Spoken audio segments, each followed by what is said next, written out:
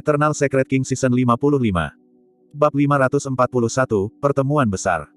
Itu terlalu tragis. Di reruntuhan, kehidupan inti emas mirip dengan rumput. Dalam waktu kurang dari 15 menit, tentara inti emas yang teratur dari dinasti Yu Agung diinjak-injak oleh lusinan kereta dari klan Taba dan lebih dari setengahnya terluka atau mati. Mayat berserakan di mana-mana dan tangisan tragis melolong. Pasukan Great Yu telah pecah sepenuhnya dan para pembudidaya yang tersisa melarikan diri jauh tanpa berbalik. Jenius inti emas dari dinasti Yu Agung, Gulwonan, dikalahkan oleh Taba Feng dalam 3 pukulan. Memotong kepala Gulwonan dengan tombaknya, Taba Feng memegangi kepala itu di tangannya. Dengan aura yang sangat deras, dia menginjak mayat Gulwonan dan menamparkan bibirnya, mencibir, sungguh jenius apa ini. Tidak ada kekurangan jenius di generasi ini. Petik 2. Mu Dongqing dan Bai Yuhan merasa ngeri ketika mereka menyaksikan pemandangan itu dan menggigil tak terkendali. Mereka berdua menyaksikan Gulwonan melepaskan fenomena inti emasnya untuk mencoba kabur.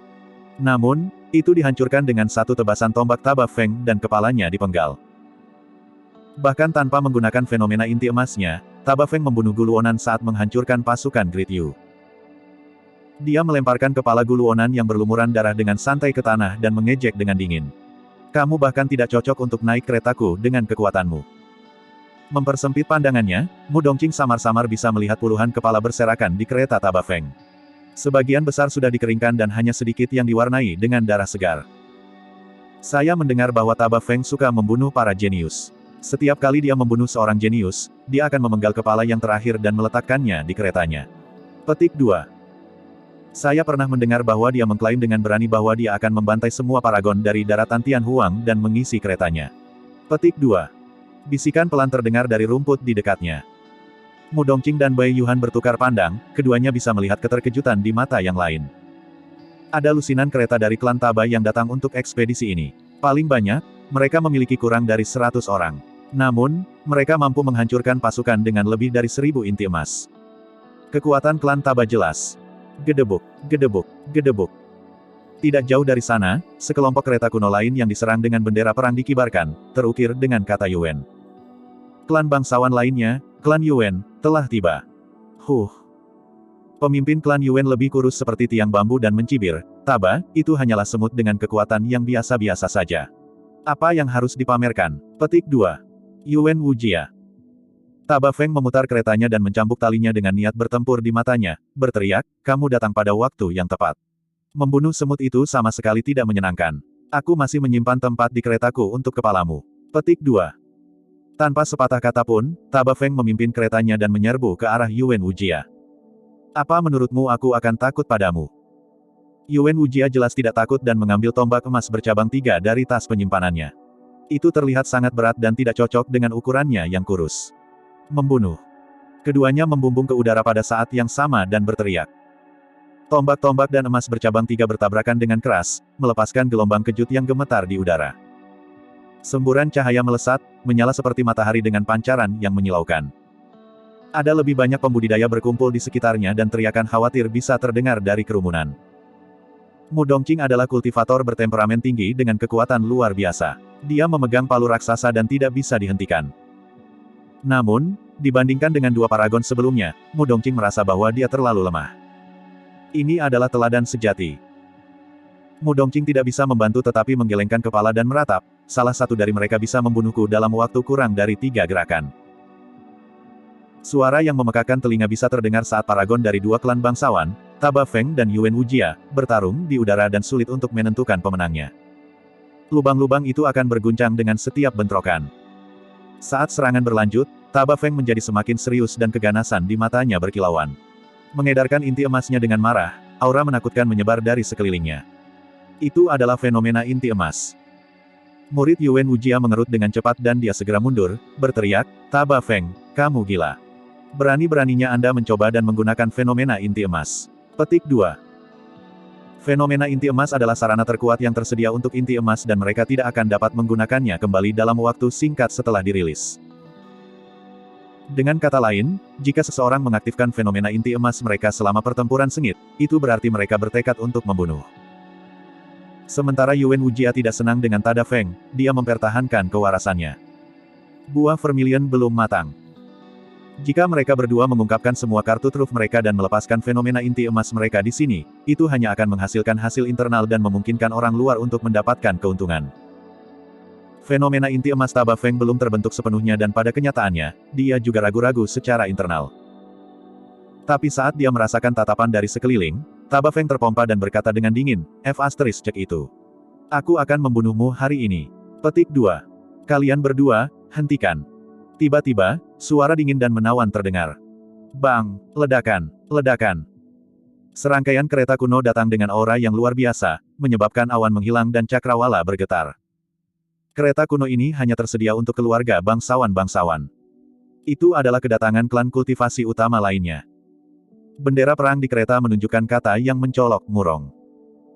Seorang wanita berdiri di atas kereta di bagian depan, mengenakan jubah istana biru dengan sosok tinggi, langsing dan menggairahkan. Meskipun dia tidak memakai riasan, dia memiliki fitur sempurna seperti peri dengan kesombongan yang unik untuk klan bangsawan. Orang yang berbicara sebelumnya adalah wanita ini. Ketika melihat wanita itu, Yuan Wujia buru-buru berteriak, Murong Wushuang, kamu datang pada waktu yang tepat. Bantu aku mengendalikan orang gila ini. Petik 2. Tidak ada dari kalian yang bisa mengontrol tindakanku hari ini. Meskipun itulah yang dikatakan Taba Feng, nadanya jelas telah melunak. 4 klan bangsawan kami berhubungan sepanjang sejarah. Kita bisa berdebat, tapi tidak perlu terlibat dalam pertarungan hidup dan mati. Murong Wushuang berkomentar dengan acuh tak acuh, selain itu, buah vermilion masih belum matang. Apa gunanya kalian bertengkar, untuk membiarkan orang luar menertawakan kita? Petik 2. Menyapu pandangannya ke arah para pembudidaya yang menonton dari sekitarnya, Tada Feng berteriak dengan niat membunuh yang dingin di matanya, siapa yang berani menertawakanku? Kalian semua, enyahlah lebih jauh. Petik 2. Banyak pembudidaya terkejut dan mundur dengan tergesa-gesa. Mu Dongqing dan Bai Yuhan memanfaatkan momen kacau untuk melarikan diri juga. Reruntuhan itu terlalu menakutkan. Pertempuran ini hanyalah adegan yang mereplikasi pertempuran serupa di bagian lain reruntuhan kian besar. Bahkan sebelum mereka melihat buah vermilion, orang-orang berkelahi sampai sungai darah terbentuk. Begitu buah vermilion benar-benar muncul, badai darah macam apa itu? Kelompok itu mundur, meninggalkan satu orang berjalan maju tanpa suara dengan cara yang mencolok. Seketika, tatapan semua orang terfokus pada orang itu. Orang itu memakai jubah hitam dan berambut hitam. Tanpa ekspresi dan kaku, tidak ada emosi di matanya saat dia berjalan menuju kedalaman reruntuhan kian besar sambil memegang pedang panjang di tangan kirinya yang pucat. Siapa itu? Beraninya dia mengabaikan ancaman Taba Feng. Petik 2. Saya pikir otaknya pasti sudah mati. Sangat mudah untuk mengatakan bahwa dia idiot dengan wajah lumpuh. Petik 2. Dia benar-benar tidak tahu apa yang baik untuknya. Beraninya dia menantang 3 klan bangsawan sendirian. Petik 2.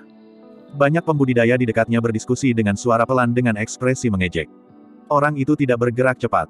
Tepatnya, dibandingkan dengan kecepatan pembudidaya, dia sangat lambat. Kultivator pedang berjubah hitam berjalan perlahan menuju kedalaman reruntuhan seperti manusia, mengabaikan banyak kereta dari 3 klan bangsawan di udara dan para pembudidaya yang kuat. Selangkah demi selangkah. Bab 542, 10 Sekte Atas.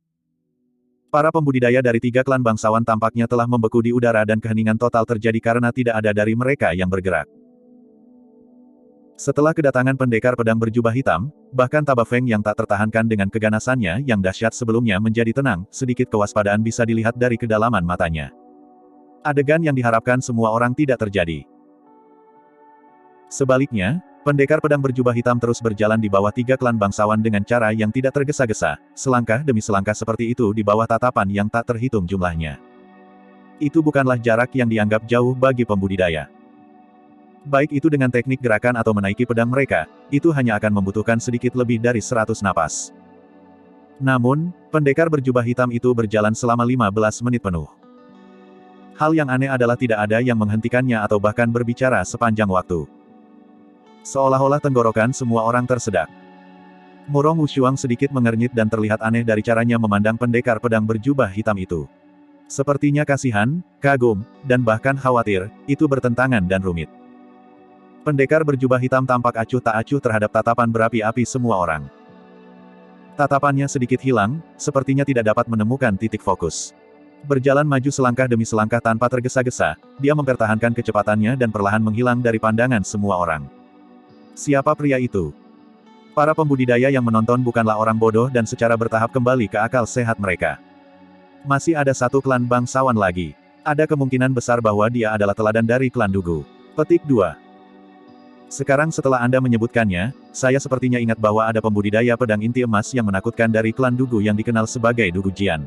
Dia hidup untuk pedang itu. Petik 2.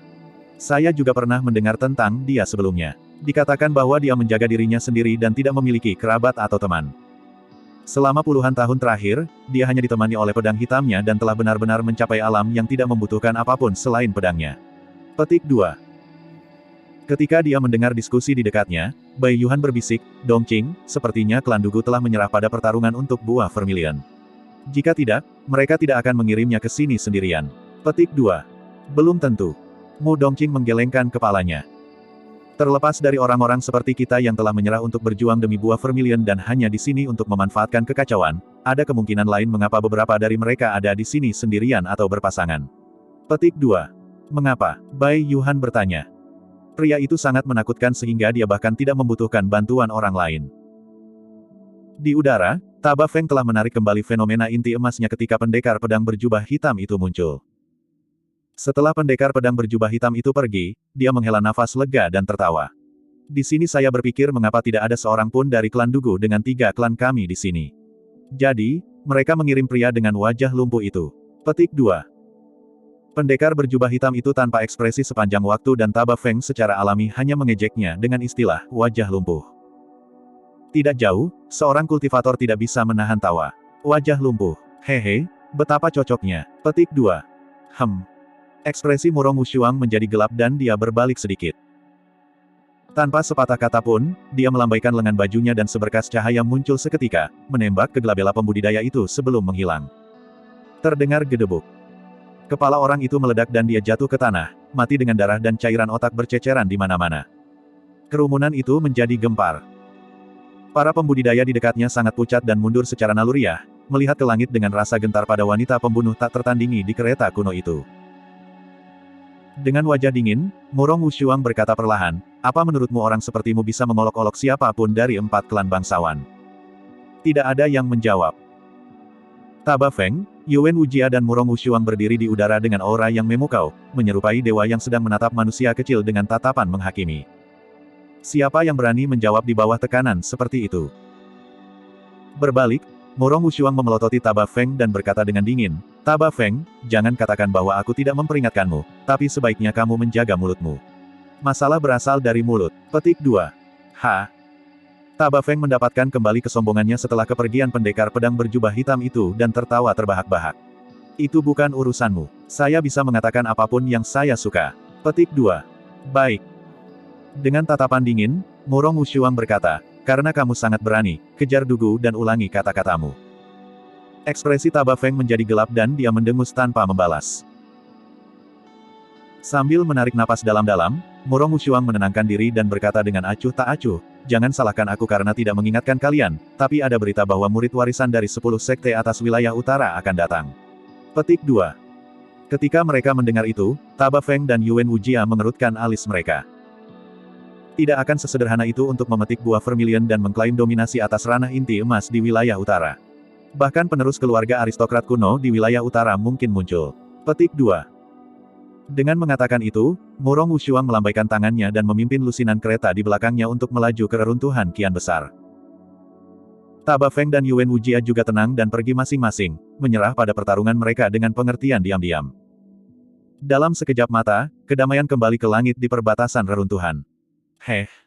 Dengan begitu banyak talenta yang bertujuan untuk tujuan yang sama, bahkan paragon dari 4 klan bangsawan mungkin tidak bisa mendapatkan buah vermilion. Petik 2. Betul sekali. Pernahkah Anda mendengar bahwa murid-murid warisan dari 10 sekte atas bergegas juga? Pasti akan ada perang hebat antara paragon saat itu. Petik 2. Sepertinya buah vermilion bukan hanya harta universal, ada makna yang lebih dalam darinya. Siapapun yang memperoleh buah vermilion adalah makhluk sempurna nomor 1 di wilayah utara. Petik 2. Medan perang kuno tingkat menengah akan terbuka dalam 20 tahun lagi. Seorang pemenang harus diputuskan dengan pengumpulan paragon faksi utama dan sekte di wilayah utara ini. Petik 2. Mu Dongqing dan Bai Yuhan bertukar tatapan muram saat mereka mendengar diskusi. Situasi di reruntuhan kian besar bahkan lebih kacau dan menakutkan dari yang mereka bayangkan. Apa 10 sekte atas? Bai Yuhan bertanya. Mu Dongqing mengenang dan menjawab, saya mendengar Naschen Souls di istana menyebutkan tentang hal itu secara tidak sengaja di masa lalu. Dikatakan bahwa ada 108 klan atas yang berada di bawah sekte abadi, Buddha, dan Iblis. Kebanyakan dari mereka terkumpul di benua tengah dan beberapa tersebar di wilayah utara, selatan, timur dan barat. Ada 10 dari mereka di wilayah utara. Petik 2. Sekte macam apa yang bisa dianggap sebagai sekte atas? Saya tidak yakin. Petik 2. Mu Dongqing menggelengkan kepalanya. Dikatakan bahwa kekuatan dari sekte atas membutuhkan dukungan dari sosok perkasa tubuh gabungan. Satukan sosok perkasa tubuh. Penyebutan kata-kata itu menyebabkan jantung Bai Yuhan berdetak kencang. Ada 9 ranah utama kultivasi, kondensasi Qi, pendirian yayasan, inti emas, jiwa yang baru lahir, pembalikan kekosongan, karakteristik Dharma, tubuh gabungan, Mahayana, dan transendensi kesengsaraan yang legendaris. Alasan mengapa dinasti Zhou besar dapat didirikan dan bertahan hampir 10.000 tahun adalah karena ada Dao Lore karakteristik Dharma yang mendukung ibu kota. Betapa menakutkannya jika sekte atas mendapat dukungan dari sosok perkasa tubuh gabungan. Berapa banyak penguasa Dao karakteristik Dharma yang akan mereka miliki di bawah mereka? Kekuatan macam apa yang akan dimiliki paragon mereka juga?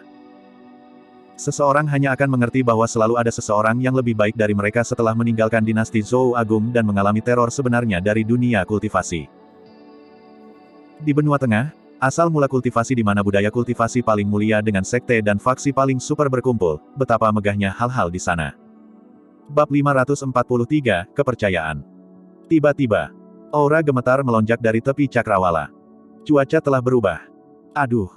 Suara klakson panjang terdengar di seluruh dunia.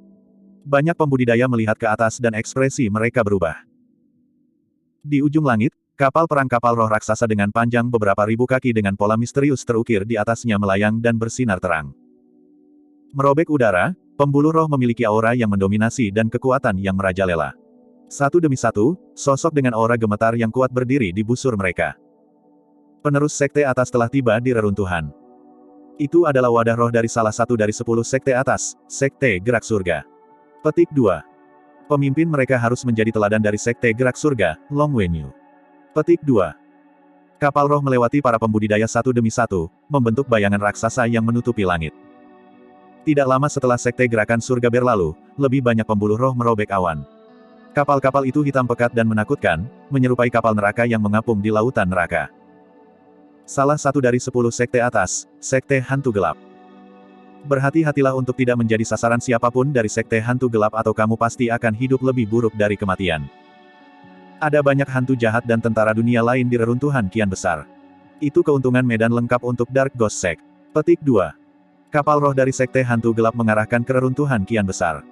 Tidak lama kemudian, lebih banyak kapal perang tiba. Nenek moyang pertama dari klan bangsawan adalah pejuang kultivasi yang menaklukkan gurun. Oleh karena itu, klan mereka akan bepergian dengan kereta kuno. Klan atas berbeda dari klan bangsawan wilayah utara. Kebanyakan dari mereka bepergian menggunakan wadah roh. Itu adalah kapal perang dari salah satu dari 10 sekte atas, Blaze Columbus Valley. Api yang membara berkobar di kapal perang yang baru tiba dan awan di udara terbakar merah, menampilkan keindahan yang suram. Saya mendengar bahwa teladan Blaze Columbus Valley, Wang Yan, datang ke sini sebelumnya dan hampir terbunuh. Siapa yang bisa sekuat itu? Saya tidak yakin. Itu mungkin adalah murid warisan dari sekte atas lainnya. Saya mendengar bahwa teladan Stellar Luna Sekte meninggal. Tidak mungkin Stellar Luna Sekte akan membiarkan ini pergi. Petik 2. Sudah ada 3 dari 10 sekte atas di sini sekarang dan aku mengumpulkan 7 lainnya akan segera tiba. Sepertinya rumor itu nyata. Petik 2. Tak perlu dipikirkan lagi, pertempuran hebat pasti akan pecah di reruntuhan kian besar begitu buah vermilion matang 15 hari kemudian. Pada saat itu, Paragon akan bersimbah darah dan tidak ada yang tahu siapa yang akan selamat dari badai besar itu. Ini bisa dianggap sebagai ujian. Hanya Paragon yang selamat dari pertumpahan darah yang benar-benar dapat dianggap sebagai Paragon tak tertandingi dan meninggalkan nama yang tak tergoyahkan di medan perang kuno menengah 20 tahun kemudian. Dengan ekspresi tegas, Mu Dongqing merenung untuk waktu yang lama sebelum berkata perlahan, situasinya menjadi terlalu rumit di reruntuhan kian besar.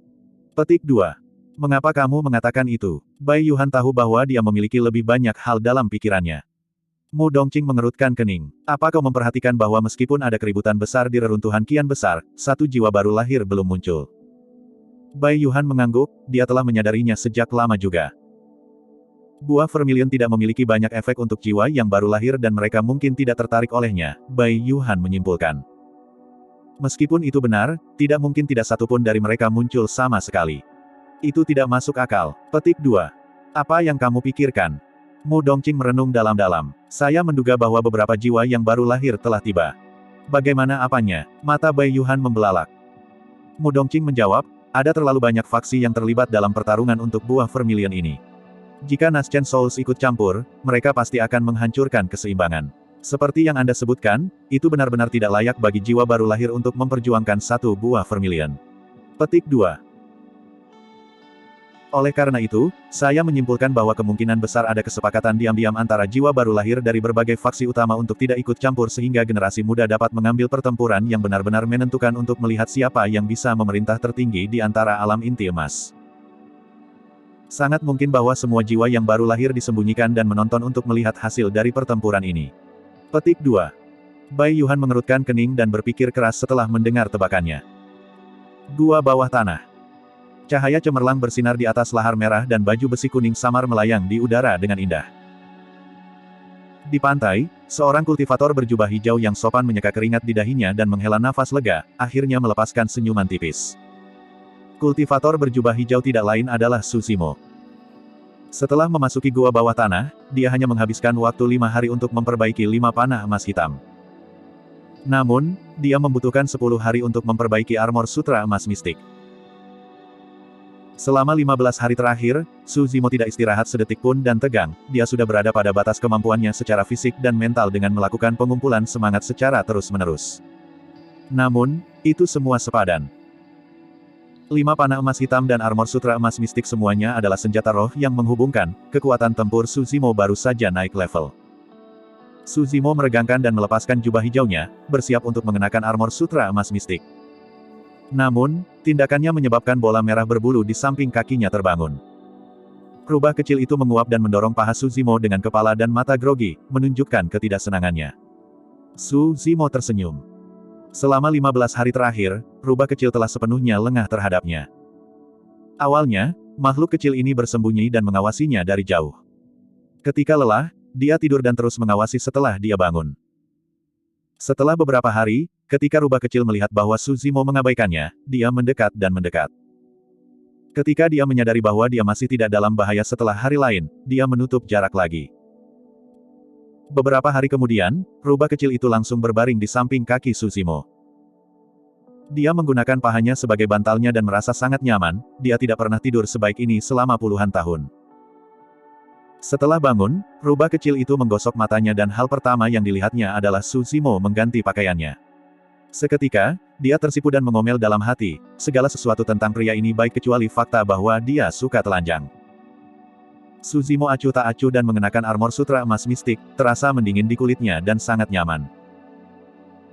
Armor sutra emas mistik tipis seperti sayap jangkrik tetapi pantang menyerah dan dapat menyesuaikan diri dengan sosok pembudidaya manapun, itu benar-benar harta utmos yang langka. Setelah berhasil memperbaiki senjata roh penghubung, Su Zimo sangat bersemangat dan mengenakan jubah hijaunya sekali lagi. Melihat rubah kecil di sampingnya, dia tidak bisa menahan untuk menjangkau dan menyentuh tubuh berbulunya. Awalnya, rubah kecil ingin mengelak secara naluri. Namun, dia mengedipkan mata dan tetap di tempatnya, membiarkan Su Zimo menggosok tubuhnya dengan lembut. Rubah kecil. Sambil menyeringai, Su Zimo berkata dengan tatapan ceria di matanya, tahukah kamu bahwa ketika kamu tidur, kamu mendengkur sangat keras. Sarjana terkutuk. Bagaimana Anda bisa mengatakan sesuatu seperti itu dengan lantang? Petik 2. Rubah kecil itu membeku dengan ekspresi malu dan menoleh ke telapak tangan Su Zimo sebelum menggigit dengan kejam. Menyalak. Rubah kecil itu berseru. Telapak tangan Su Zimo baik-baik saja tetapi giginya hampir retak saat dia tersentak dingin. Ketika dia melihat itu, Su Zimo tidak bisa menahan tawa. Mengerucutkan bibirnya dan mengedipkan mata, mata rubah kecil yang memikat itu berkabut dan tetesan air mata seukuran kacang berguling-guling, terlihat menyedihkan seolah dia telah menderita kesedihan yang luar biasa. Su Zimo buru-buru menyembunyikan senyumnya dan membelai keningnya, berkata dengan tegas, tapi jujur saja, dengkuranmu tidak seperti dengkuran biasa. Ya, lebih bagus. Petik 2. Rubah kecil itu menangis dan menangis. Bab 544, mengumpulkan jiwa yang baru lahir. Rubah kecil itu menangis dan mengangkat fire blocking basket dengan cakar kecilnya, melarikan diri dengan gusar. Sambil tersenyum, Su Zimo duduk dan berbaring ke belakang, menggunakan lengannya sebagai bantal untuk kepalanya.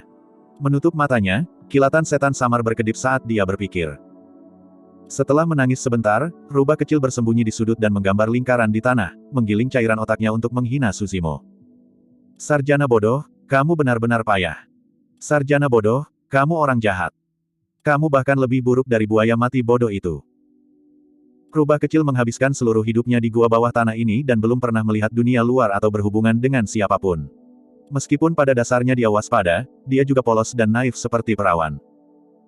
Kata-kata paling kejam yang bisa dia pikirkan adalah membandingkan Su Zimo lebih buruk dari buaya. Meskipun dia telah hidup selama puluhan tahun, itu adalah jumlah waktu yang dapat diabaikan dibandingkan dengan masa hidup iblis yang panjang dan pikirannya mirip dengan anak manusia. Tak lama kemudian, dia bosan. Berbalik, rubah kecil itu memandang Su Zimo secara naluriah. Matanya terpejam dan dia tidak bergerak kecuali telinganya yang bergerak-gerak. Apa yang dia lakukan? Rubah kecil itu penasaran dan berjingkat-jingkat, sama sekali lupa bahwa dia mengolok-oloknya sebelumnya. Karena wilayah kultivasinya tidak cukup tinggi, dia tidak dapat mendengar suara yang datang dari istana di atas gua. Namun, Su Zimo memiliki pendengaran universal. Bahkan ribuan kaki di bawah tanah, samar-samar dia bisa mendengar suara-suara di atas di istana. Istana tidak damai selama setengah bulan terakhir. Selanjutnya, keributan itu jelas semakin besar. Semua paragon inti emas dari wilayah utara mungkin telah berkumpul di sini dengan kelahiran buah Vermilion. Meskipun Su Zimo berhasil bertahan melawan musuh kuat dari Sekte Abadi, Buddha, dan Iblis sendirian ketika Istana Kaisar Manusia turun di medan perang kuno, situasi saat ini tidak terlihat baik untuknya. Pada saat itu, dia adalah penggarap pendirian Yayasan Tujuh Meridian untuk kultivasi keabadiannya dan telah mencapai penguasaan yang lebih besar pada bagian pembersihan lubang untuk budidaya iblisnya. Dia hampir berada di puncak dan selangkah lagi untuk membentuk inti. Pada saat itu, dia sebanding dengan paragon dari paragon Sekte Abadi, Buddha dan Iblis dalam hal dunia kultivasi. Tapi sekarang, dia berada di Golden Core tahap awal dan belum mencapai penguasaan yang lebih rendah dari Inner Core-nya. Paragon terlemah yang berkumpul berada di inti emas tahap akhir dan bahkan mungkin ada inti emas yang disempurnakan. Ada perbedaan hingga 3 alam kecil. Tentu saja, ketiga alam kecil itu tidak berarti banyak bagi Su Zimo yang memiliki keabadian dan kultivasi iblis. Dia masih yakin bahwa dia bisa menekan semua orang dalam pertempuran 1 lawan 1. Namun, ada kemungkinan besar dia bisa membuat musuh dengan semua paragon di wilayah utara dengan bertarung untuk buah Vermilion. Pada saat itu, akan sulit untuk menang melawan serangan gabungan dari paragon yang tak terhitung jumlahnya. Ia berhasil mengolah fenomena kembar dan keduanya merupakan fenomena primordial yang hilang. Namun, pada akhirnya, dia hanya punya 2. Pada saat itu, akan ada ratusan atau ribuan fenomena inti emas oleh paragon dan itu adalah kekuatan penghancur yang tidak terbayangkan. Dia mungkin tidak bisa menangani semuanya dengan energi rohnya sebagai inti emas tahap awal. Selanjutnya, ada fenomena inti emas yang lebih kuat dari Soaring Serpent dan Divine Turtle juga. Istana kaca dari 9 sekte abadi dan sekte tanah jahat dari 7 sekte iblis terletak di wilayah utara. Jika paragon dari 2 sekte super itu menang, itu pasti akan menjadi ancaman bagi Su Zimo. Tentu saja, ada hal lain yang dia waspadai. Akankah jiwa yang baru lahir muncul untuk kemunculan buah Vermilion ini? Bagaimana hal-hal akan berakhir jika Naschen Souls ikut campur? Pikiran liar Su Zimo membuat kelopak matanya berat. Dia benar-benar terlalu lelah dan saat ini, satu-satunya hal yang dia inginkan adalah istirahat malam yang nyenyak. Pemahamannya tentang penyempurnaan senjata telah maju lagi saat dia memperbaiki senjata roh yang terhubung. Masih tersisa 15 hari lagi. Itu cukup bagiku untuk menyempurnakan satu set 27 pedang terbang kelas tertinggi. Petik 2. Dengan pikiran itu, Su Zimo tertidur. Rubah kecil baru saja tiba di samping Su Zimo ketika dia melihat bahwa dia telah tertidur. Selanjutnya, terdengar suara aneh dari hidungnya. Kedengarannya seperti harimau, macan tutul, dan guntur. Dengan cemberut, dia berpikir, berani-beraninya sarjana bodoh ini menertawakan saya ketika dia mendengkur begitu keras. Meskipun itu adalah pikirannya, dia tidak mengganggu Su Zimo. Dia tahu bahwa dia diselipkan. Suara dari hidung Su Zimo secara alami disebabkan oleh bagian pembersihan sumsum. Metode pernapasan dan kedaluarsa dari mistik klasik dari 12 Raja Iblis dari Great Wilderness sudah dimasukkan ke dalam sumsum Su Zimo dan akan aktif secara naluriah bahkan jika dia tertidur. Body tempering, transformasi tendon, penguatan tulang, pembersihan sumsum, penyempurnaan organ, pembersihan lubang, pembentukan inti. 7 sutra bergema di dalam tubuhnya, membentuk sebuah lingkaran. Ki iblisnya yang kaya bangkit dan mulai menyebar. Rubah kecil memperhatikan semuanya dengan mata terbelalak tak percaya. Apakah sarjana ini manusia atau iblis? Dia sama sekali tidak bisa memahaminya. Yang membuatnya terkejut, dia menyadari bahwa paparannya terhadap Ki Iblis yang dilepaskan dari kultivasi Su Zimo menggerakkan kultivasinya yang telah mandek untuk waktu yang lama. Hehe. Senang, rubah kecil itu beringsut ke depan lagi dan menempel erat ke lengan Su Zimo sebelum mulai berkultivasi. Ada paviliun besar 5 km jauhnya dari reruntuhan kian besar.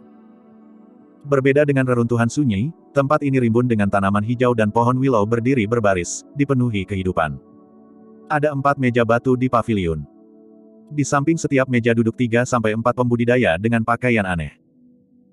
Beberapa dari mereka mengenakan jubah, beberapa dari mereka mengenakan baju besi dan yang lainnya mengenakan pakaian olahraga yang ketat. Lebih dari 10 orang duduk sambil menyesap teh dengan ekspresi santai, berdiskusi dengan suara lembut. Di luar paviliun, ada lebih dari 100 pembudidaya yang menunggu. Berdiri di luar, semua ekspresi mereka jauh lebih buruk saat mereka melihat orang-orang di dalam paviliun dengan ketakutan dan kewaspadaan yang dalam. Jika Mu Dongqing melihat ini, dia pasti akan terkejut. Baik itu 10 orang aneh di dalam paviliun atau 100 orang aneh di luar, semuanya adalah jiwa baru lahir. Seperti yang dia duga, jiwa yang baru lahir membuat gerakan mereka untuk buah vermilion. Di paviliun, 3 orang duduk mengelilingi salah satu meja batu dengan lencana di pinggang mereka yang bertuliskan Murong, Yuan dan Taba. Mereka berasal dari 4 klan bangsawan. Ada emblem di pinggang Naschen Souls yang duduk di sekitar 3 meja batu lainnya. Stellar Luna Sekte, Blaze Columbus Valley, Sekte Pedang Menusuk Surgawi, Sekte Gerak Surga, Sekte 7 Pembunuhan, Sekte Kabut Darah, Sekte Dewa Cakrawala Mistik, Sekte Harimau Naga, dan Sekte Tanpa Bayangan. Itu adalah 9 dari 10 sekte atas selain Sekte Hantu Gelap. The Naschen Souls di paviliun berasal dari 10 sekte atas atau 4 klan bangsawan. Adapun jiwa baru lahir yang berdiri dengan patuh di luar paviliun, mereka berasal dari sekte dan faksi biasa serta beberapa pembudidaya keliling yang tidak dikenal. Di antara mereka, jiwa baru lahir dari Sang Agung dan dinasti Xia besar berdiri di luar juga, tidak berani memiliki pendapat. Sebelumnya ketika pasukan inti emas dari dinasti Yu Agung dibunuh oleh klan Taba, jiwa besar Yu yang baru lahir sangat marah dan ingin menuju reruntuhan kian besar. Namun, jiwa yang baru lahir dari klan Taba menyerang dan membunuhnya dalam 3 gerakan. Sampai sekarang, darah dari mayat Agung Yu Naschen Soul masih belum mengering. Berbaring di depan paviliun, tubuhnya masih hangat karena kematiannya yang menghebohkan. Itu bukan satu-satunya mayat di sekitar paviliun. Di wilayah utara, kekuatan gabungan dari 10 sekte atas dan 4 klan bangsawan hampir mutlak. Bab 545, Balas Dendam. Sepertinya dugu dari 4 klan bangsawan tidak akan mengirimkan satupun penguasa sempurna. Petik 2. Penguasa sempurna dari Stellar Luna Sekte menyesap tehnya dan berkata dengan iseng. Dugu Jian memiliki sifat introvert dan lahir dari seorang budak. Dia bahkan tidak membawa garis keturunan dari klan Dugu di dalam dirinya, itu normal bahwa tidak ada lord yang sempurna yang datang untuknya, kata penguasa sempurna dari klan Murong. Terlahir dari seorang pelayan, namun, dia berhasil memanjat jalannya melalui klan bangsawan seperti Dugus untuk mencapai tempatnya sekarang, mengalahkan setiap makhluk sempurna lainnya dari alam yang sama. Itu bukan hal yang mudah, keluh penguasa sempurna dari klan Yuan. Penguasa sempurna dari Sekte Pedang Menusuk Surgawi mengejek dengan ekspresi tidak bersahabat, anak itu dingin dan tidak berperasaan. Dia membunuh beberapa jenius sekte saya. Jika anak itu berhasil mendapatkan keberuntungan dan selamat dari pertarungan buah vermilion ini.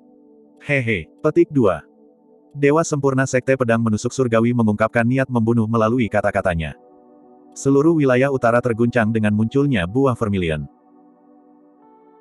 10 sekte atas dan 4 klan bangsawan memiliki kesepakatan diam dan mengirimkan berita bahwa jiwa yang baru lahir tidak diizinkan untuk terlibat dalam pertarungan untuk buah vermilion sehingga generasi muda dapat memperjuangkannya dan menentukan kemenangan sendiri. Alasan mengapa jiwa baru lahir dari 10 sekte atas dan 4 klan bangsawan ada di sini adalah untuk mencegah kecelakaan dan menghentikan jiwa baru lahir lainnya memasuki reruntuhan kian besar. Pertarungan untuk buah vermilion kali ini memiliki arti yang luar biasa. Siapapun yang mendapatkan buah vermilion akan menjadi makhluk sempurna nomor 1 di wilayah utara. 10 sekte atas dan 4 klan bangsawan bergabung untuk mencegah jiwa yang baru lahir mengganggu dan merusak keseimbangan itu. Oleh karena itu, bahkan jika sekte pedang menusuk surgawi ingin membunuh Du Gujian, mereka harus menunggu sampai pertarungan untuk buah vermilion selesai. Ratusan jiwa baru lahir berdiri di luar paviliun dihentikan oleh jiwa baru lahir dari 10 sekte atas dan 4 sekte bangsawan, siapapun yang menolak berakhir sebagai mayat di tanah. Untuk pertarungan buah vermilion kali ini, makhluk sempurna dari generasi muda harus bergantung pada diri mereka sendiri. Itu adalah badai besar dan paragon akan berlumuran darah untuk melihat siapa yang akan bertahan sampai akhir. Tiba-tiba, suara jubah yang mengiris udara bisa terdengar. Orang yang datang mengenakan jubah biru dan sangat cepat. Jiwa baru lahir lainnya telah tiba. Meskipun Naschen Souls mungkin tidak tergoda oleh buah vermilion, kemunculan istana bawah tanah mungkin membawa ke harta karun di dalamnya. Dibangun di tengah, paviliun dengan ratusan jiwa baru lahir berkumpul di sekitarnya terlalu mencolok. Menatap ke atas, ekspresi Perfected Lord berjubah biru berubah dan dia berbelok ke samping, ingin mengambil jalan memutar di sekitar paviliun. Berdengung. Suara pedang yang mengayun memenuhi langit. Garis putih cahaya pedang melintas dari paviliun seperti rantai dewa putih, hampir membelah kekosongan menjadi dua saat itu menghalangi jalan dewa kesempurnaan berjubah biru ke depan. Mau kemana, sesama Taois? Suara penguasa sempurna dari sekte pedang menusuk surgawi itu menyeramkan dan gemetar. Kemarilah, tidak ada jiwa baru yang diizinkan masuk ke reruntuhan kian besar. Penguasa sempurna dari sekte Stellar Luna berkomentar dengan dingin. Perfected Lord berjubah biru juga agak tenang dan menangkupkan tinjunya ke arah semua orang dengan senyuman. Saya benar-benar tidak tahu tentang aturan itu. Aku akan pergi sekarang dan tidak mengganggu kalian. Petik 2. Kamu ingin pergi setelah datang ke sini. Tiba-tiba, sesosok hantu yang diselimuti kabut hitam muncul di belakang dewa kesempurnaan berjubah biru dan langsung melahapnya. Ah! Jeritan tragis terdengar di udara. Setelah 10 napas, kerangka putih yang mengenakan jubah biru jatuh dari udara. Kabut hitam menghilang dan seorang lelaki tua kurus memperlihatkan penampilan aslinya. Dengan aura mengerikan dan tatapan dingin, dia turun ke paviliun sambil memegang tongkat jalan. Penguasa sempurna dari sekte hantu gelap telah tiba. Sampai sekarang, penguasa sempurna dari 10 sekte atas diwakili dan ada juga penguasa sempurna dari 3 dari 4 klan bangsawan. Kerumunan itu tidak lagi terkejut dengan kematian penguasa sempurna berjubah biru. Segalanya dengan cepat kembali normal di luar paviliun dan diskusi pun terjadi. Saya mendengar bahwa penggarap pendirian Yayasan Ekstrim lahir di wilayah utara. Iya, tapi tidak ada kabar tentang dia setelah itu. Dia pasti dibunuh. Petik 2. Ini benar-benar generasi yang kacau dengan terlalu banyak paragon dan monster yang menjelma. Bahkan istana kaisar manusia muncul. Ini sangat mirip dengan masa keemasan zaman kuno di mana banyak kaisar bangkit. Petik 2. Malapetaka besar pasti akan menemani era besar. Meskipun kita semua adalah dewa yang sempurna, jalan kultivasi adalah jalan yang panjang. Siapa yang tahu jika kita bisa mengatasi semua bencana? Petik 2. Di cakrawala ribuan kilometer di atas paviliun, bejana roh berkilau yang tampak seperti permata berharga terbang dengan kecepatan tinggi. Di haluan, seorang pria dalam posisi lotus menghadap angin dengan rambut hitamnya berayun lembut, menampakkan wajah tampan yang tak tertandingi. Kulitnya bahkan sedikit berkilau dan menakjubkan. Duduk di haluan, ada martabat yang tak bisa dijelaskan padanya. Sementara dia hanya di alam Golden Core, ada kepercayaan di matanya yang bisa menekan segalanya. Seorang pria tua berdiri di belakang pria tampan itu. Tuan muda, Anda tidak perlu seserius ini. Bahkan jika semua paragon dari wilayah utara bersatu, tidak satupun dari mereka yang cocok untukmu, sementara lelaki tua itu berada di alam jiwa baru lahir, tangannya ditempatkan di sisinya saat dia berkata dengan hormat. Iya, petik 2. Pria tampan itu tersenyum lembut. Lawan saya akan berada di medan perang kuno menengah 20 tahun dari sekarang. Namun, berkumpulnya paragon wilayah utara karena kelahiran buah vermilion membuatku ingin keluar dan mengeksplorasi untuk melihat seberapa kuat paragon generasi ini. Petik 2. Kamu adalah keberadaan sempurna nomor 1 di wilayah utara, Tuan Muda. Bagaimana bisa salah satu dari paragon itu cocok untukmu? Orang tua itu menyatakan dengan bangga.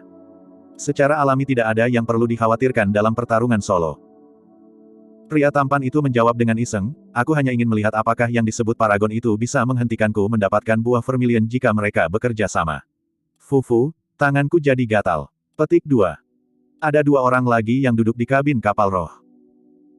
Salah satu dari mereka mengenakan jubah mewah dan memakai topeng, menutupi setiap bagian kulit yang terbuka di tubuhnya dan hanya memperlihatkan sepasang mata yang penuh dendam. Di depan orang itu duduk seorang pria parubaya dengan kulit kuning pucat yang terlihat seperti emas. Cunyu, bagaimana kalau tetap di sisiku? Jangan pergi dan berjuang untuk buah vermilion itu, kata pria parubaya itu perlahan.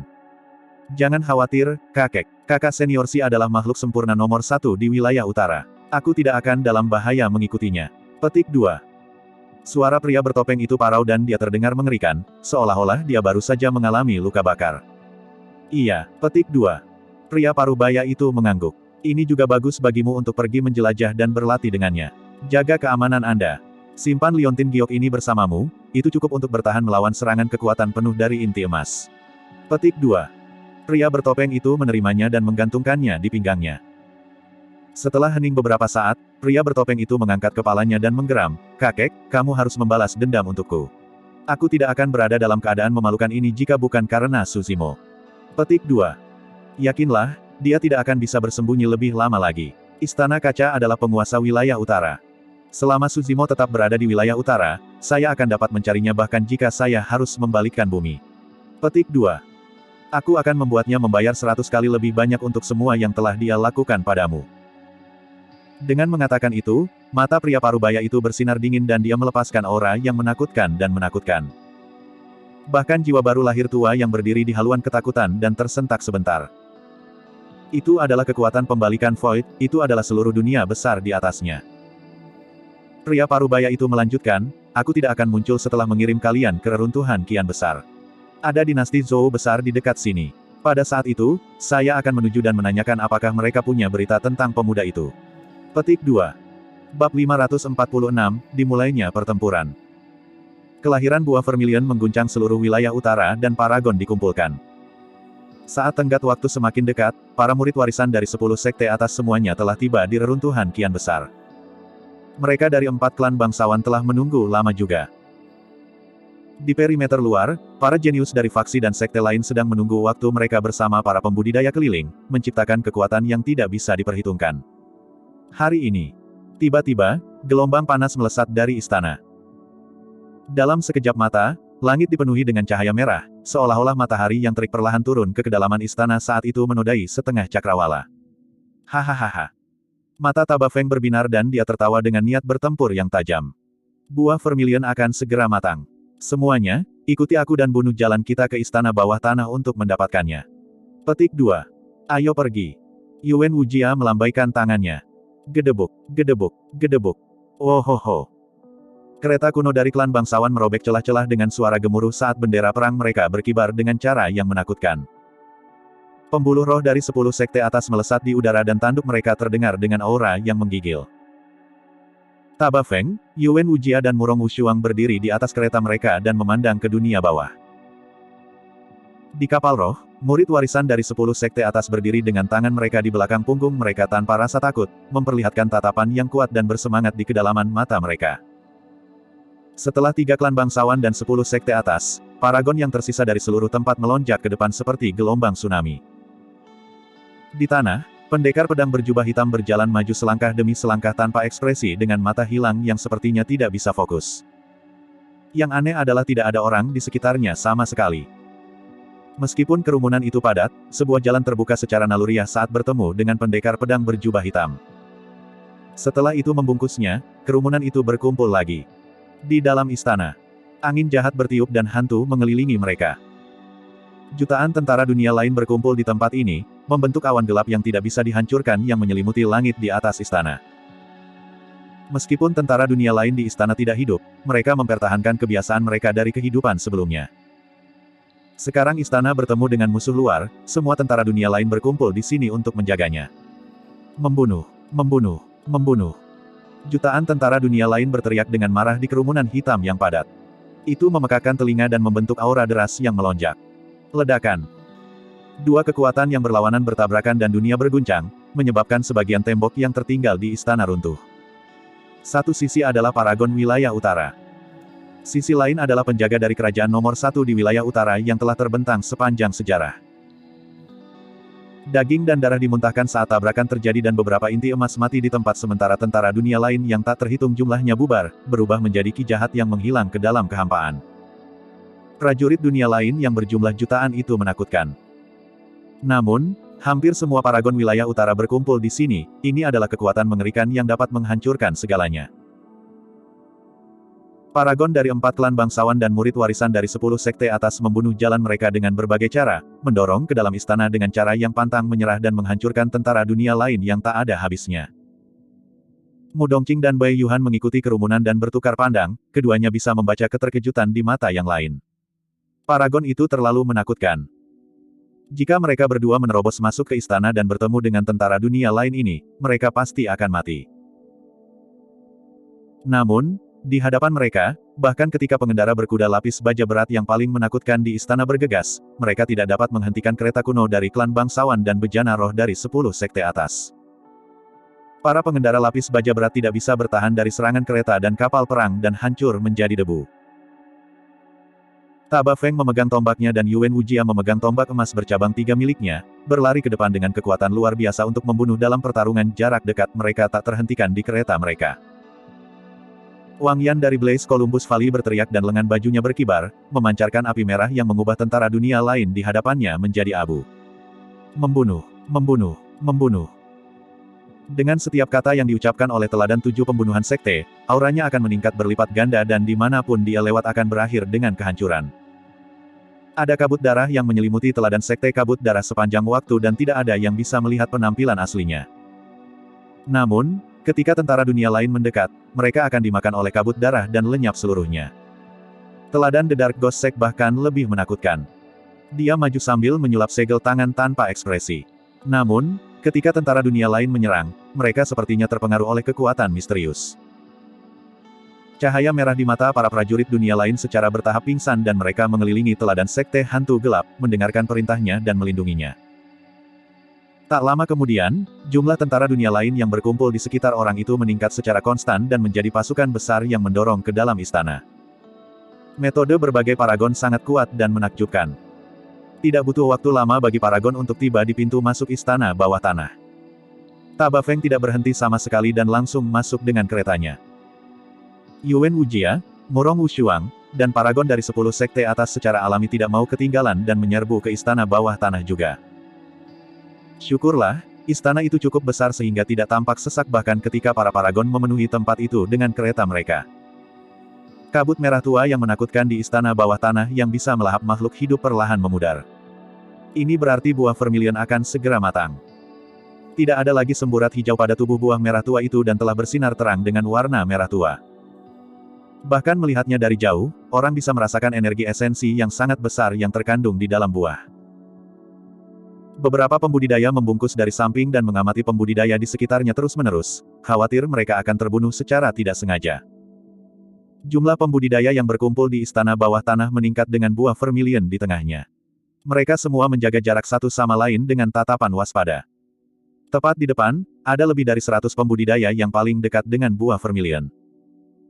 Terlepas dari paragon dari 4 klan bangsawan dan murid warisan dari 10 sekte atas, ada juga paragon dari tempat lain. Secara alami, tidak ada yang mau menunjukkan kelemahan ketika mereka melihat buah vermilion. Mu Dongqing dan Bai Yuhan berdiri di garis terluar, jelas bahwa mereka ingin menghindari masalah. Mereka berdua juga penasaran untuk melihat siapa yang bisa mendapatkan buah vermilion dari kerumunan bertabur bintang ini dan menjadi makhluk sempurna nomor 1 di wilayah utara, yang menggunakan dominasi atas orang lain.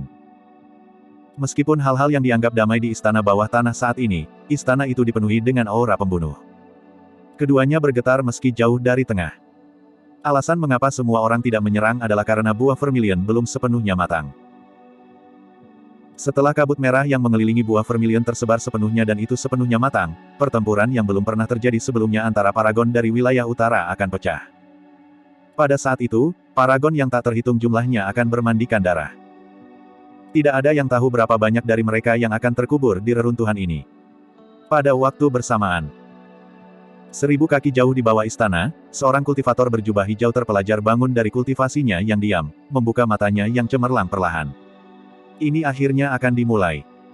Bergumam lembut, kultivator berjubah hijau memiliki ekspresi tenang dengan sedikit niat membunuh di matanya. Bab 547, Kedatangan Monster yang Berinkarnasi. Ketika Suzimo bangkit, dia membuat khawatir rubah kecil yang bersandar padanya secara tidak sengaja. Dia duduk dan mengusap matanya yang mengantuk, menatapnya secara naluriah.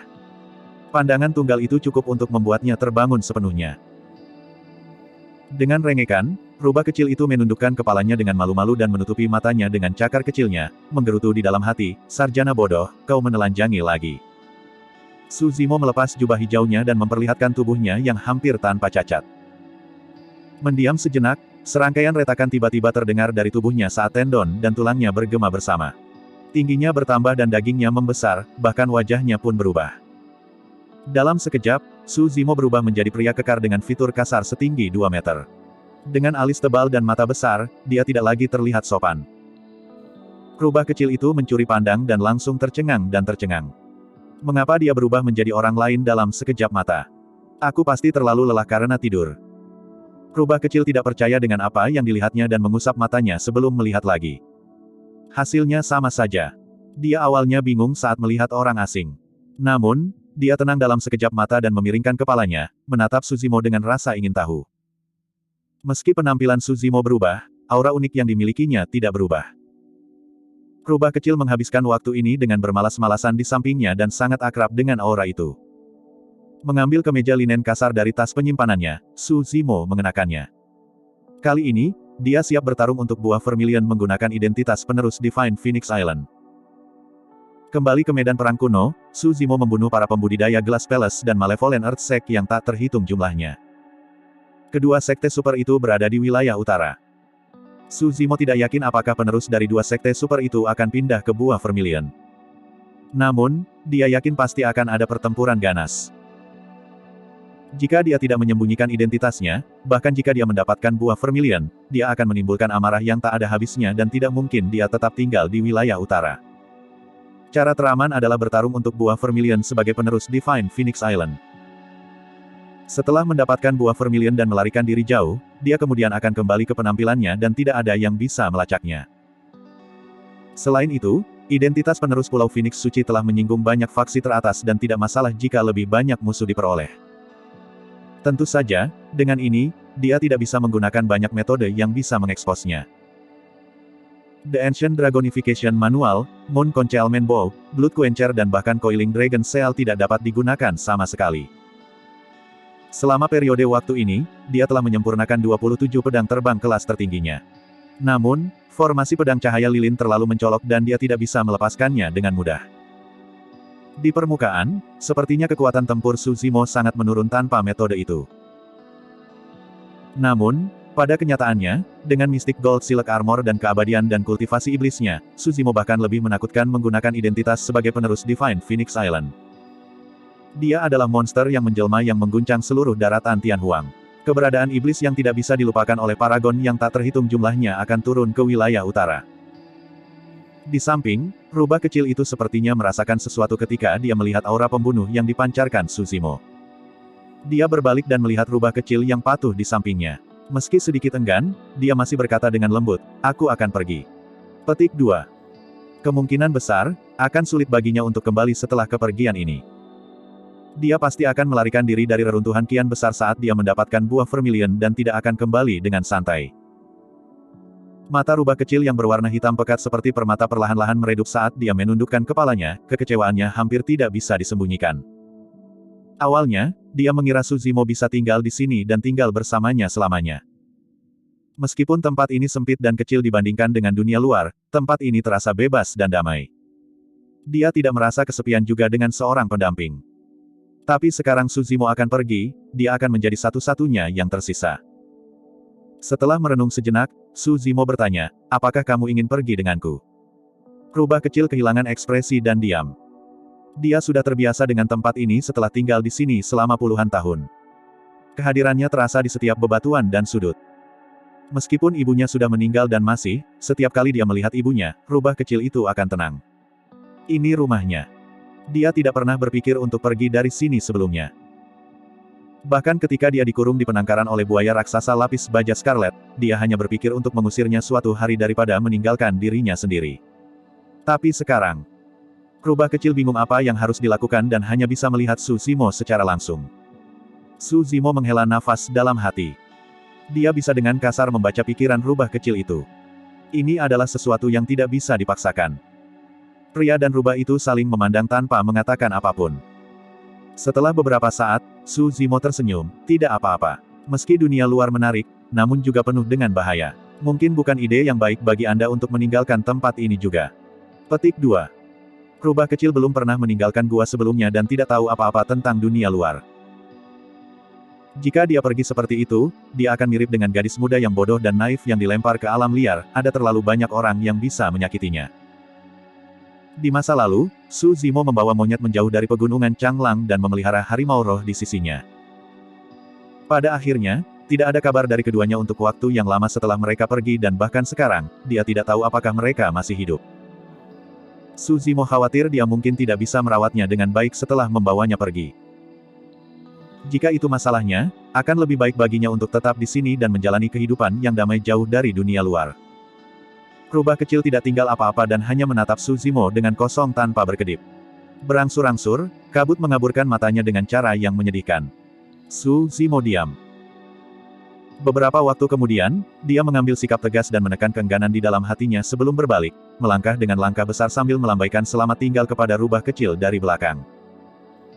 Rubah kecil menatap Su Zimo yang meninggalkan pandangan belakang dan kabut di matanya memadat, berubah menjadi dua air mata seukuran manik yang mengalir tanpa suara. Lama kemudian, rubah kecil itu mengendus dan mengulurkan tangan kecilnya untuk mencoba menyeka air matanya. Dia memiliki pandangan yang tegas, seolah-olah dia telah memutuskan sesuatu. Berlari kembali ke sebidang tanah tempat dia dilahirkan, dia menatap mayat iblis rubah. Bu, aku akan pergi. Petik 2.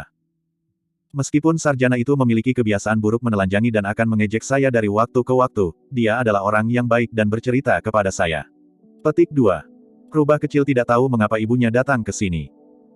Dia tidak tahu mengapa ibunya menolak meninggalkan tempat ini apapun yang terjadi. Dia benar-benar masih terlalu muda selama beberapa tahun pertama kelahirannya. Rubah kecil itu hanya memiliki perasaan samar bahwa ibunya sepertinya menjaga sesuatu di dalam gua ini. Itu pasti bukan buah vermilion di istana di atas gua. Selama sebulan terakhir, dia dan manusia adalah satu-satunya yang ada di dalam gua. Selama istirahat sambil menempa pedang terbangnya, Su Zimo sesekali akan menceritakan legenda aneh dari dunia fana dan berbagai pengetahuan tentang dunia kultivasi kepada rubah kecil. Dia pernah mendengar dia mengatakan bahwa di kampung halamannya, orang dikuburkan setelah kematian mereka. Dia bermaksud untuk mengubur rubah iblis di sini juga. Setelah melihat ibunya untuk terakhir kalinya, rubah kecil itu menggigit bibirnya dan menarik tubuh besar dari rubah iblis, menyeretnya ke dalam lahar yang panas dan membiarkannya tenggelam secara bertahap sampai menghilang. Begitu dia selesai dengan itu, dia menarik napas dalam-dalam dan mengangkat keranjang pemblokir api, berlari menuju ke arah yang ditinggalkan Su Zimo. Bab 548, Serang. Di istana bawah tanah, pandangan yang tak terhitung jumlahnya tertuju pada buah merah tua yang cerah dan berkilau itu dan mereka tumbuh semakin kuat. Tidak ada yang memperhatikan bahwa sosok besar diam-diam mendekati dari kedalaman istana. Kabut di sekitar buah vermilion hampir tersebar seluruhnya. Buah vermilion benar-benar matang. Tiba-tiba, udara menjadi hening. Ada ketegangan dan tekanan. Banyak pembudidaya tidak bergerak kecuali mata keliling mereka yang melesat ke sekeliling, mereka bahkan tidak menyadari keringat membasahi wajah mereka. Mengingat situasi saat ini, gerakan sedikit apapun dapat menyebabkan pertarungan besar-besaran pecah di antara paragon. 10 Sekte Atas Wilayah Utara, Sekte Hantu Gelap, Sekte Stellar Luna, Lembah Blaze Columbus, Sekte Tanpa Bayangan, Sekte Pedang Menusuk Surgawi, Sekte Gerakan Surga, Sekte 7 Pembunuhan, Sekte Kabut Darah, Sekte Dewa Cakrawala Mistik, Sekte Harimau Naga. 4 klan bangsawan, Taba, Murong, Yuwen dan Guduk. Faksi kuat itu telah bertahan sepanjang sejarah dan berhasil bertahan melalui penghancuran kekaisaran kian besar di masa lalu dengan fondasi mereka yang tangguh. Tapi sekarang, semua paragon dari 10 sekte atas dan 4 klan bangsawan waspada dan tidak ada dari mereka yang berani menjadi yang pertama menyerang. Meskipun buah vermilion sudah matang, itu tepat di depan semua orang dan orang yang melakukan langkah pertama pasti akan rugi dan mungkin akan tenggelam dalam serangan semua orang. Hehe. Tiba-tiba, tawa Taba Feng memecah kesunyian. Buah vermilion ada di sini. Karena tidak ada yang berani mengambilnya, saya tidak akan bersikap sopan. Petik 2. Menyurvei sekelilingnya dengan niat pertempuran yang sengit, Taba Feng mengambil langkah besar ke depan dengan tombak emas di tangan kanannya, berlari menuju buah vermilion dengan aura merendahkan.